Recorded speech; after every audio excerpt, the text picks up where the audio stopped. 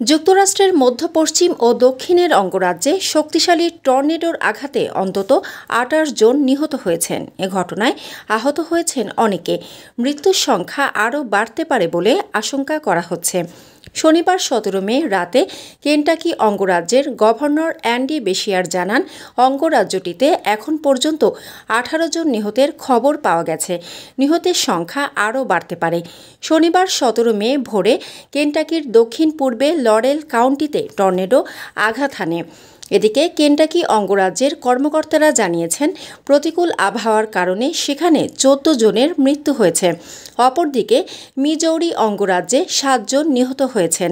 এর মধ্যে Saint Louis শহরে ৫ জন নিহত হয়েছে।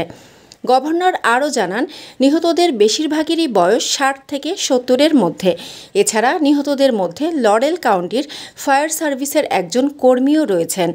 টর্নেডোটিক এই মৌসুমের সবচেয়ে খারাপ ঝড় হিসেবে বর্ণনা করেছেন গভর্নর অ্যান্ডি বেশিয়ার।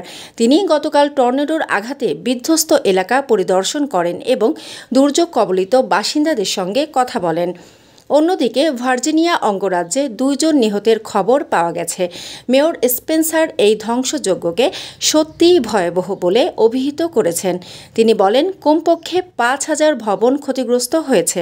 উদ্ধারকর্মীরা এখনও সেন্ট লুইস ও এর আশপাশের এলাকায় জীবিতদের সন্ধানে তল্লাশি চালাচ্ছেন।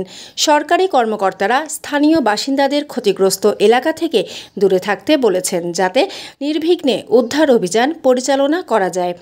এছাড়া বিচ্ছিন্ন হয়ে যাওয়া বিদ্যুতের তার পুনরুদ্ধার করতে শনিবার রাত ৯টা থেকে সকাল ৬টা পর্যন্ত কারফিউ ঘোষণা করা হয়েছে।